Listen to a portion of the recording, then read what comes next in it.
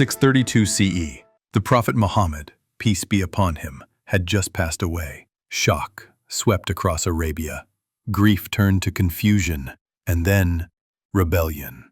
Tribes that once pledged loyalty to Islam began to fall away, and in the midst of this crisis, one man stood tall. Abu Bakr, the first Caliph of Islam. This is the story of the Ridda Wars, when the unity of the Ummah was pushed to the edge. With the Prophet's death, many tribes thought their allegiance was over. They had submitted to Muhammad, not to Islam, and so they refused to pay zakat. Some declared new prophets, others broke away entirely. Chaos threatened the fragile unity of the Arabian Peninsula, but Abu Bakr, calm and firm, declared, "By Allah, I will fight those who separate prayer from zakat, for zakat is the right of the poor." To many, it was too bold. Even Umar ibn al-Khattab advised restraint, but Abu Bakr replied, "Would the religion be diminished while I am alive?" Among the rebels were men who claimed prophethood: Musaylima in Yamama, the liar prophet; Tulayha in Central Arabia; Saja, a woman who claimed divine inspiration. These were not just rebels, they were charismatic leaders with armies. The Muslim community was now surrounded by deception and division. Medina, the heart of Islam, stood firm. Abu Bakr gathered a force of the faithful, those who had remained true.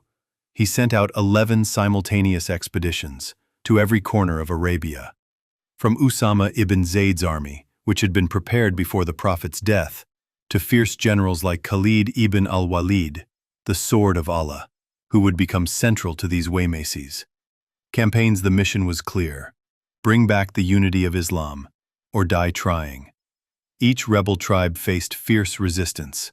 In Buzaka, Tulayha was defeated by Khalid ibn al-Walid. He later accepted Islam. In Najd, false prophet Saja fled when her alliance crumbled. In Yamama, Musaylima's forces were vast and deadly. The Battle of Yamama was among the bloodiest. Musaylima had built a fortress and had thousands of warriors. The Muslims struggled. Many companions of the Prophet were killed, but Khalid ibn al-Walid pressed forward. Washi, the same man who had once killed Hamza, now killed Musaylima with a spear. The fortress fell. Abu Bakr's resolve never broke. He balanced diplomacy with strength. He wrote letters. He welcomed back tribes who repented. But he never allowed the pillars of Islam to be split. Zakat was not a tax. It was a test of sincerity. Unity was not optional. It was survival. By 633 CE, the Ridda Wars were over. Islam was once again united under one banner. Abu Bakr had saved the Ummah from disintegration, and with the peninsula secure, a new chapter began: the expansion beyond Arabia, into Persia, Rome, and beyond. But none of it would have been possible without this test, without this stand. The Ridda Wars weren't just about battle. They were about faith, leadership, and loyalty. Abu Bakr didn't fight for power. He fought for what the Prophet built, because unity isn't preserved by silence. It is preserved by sacrifice.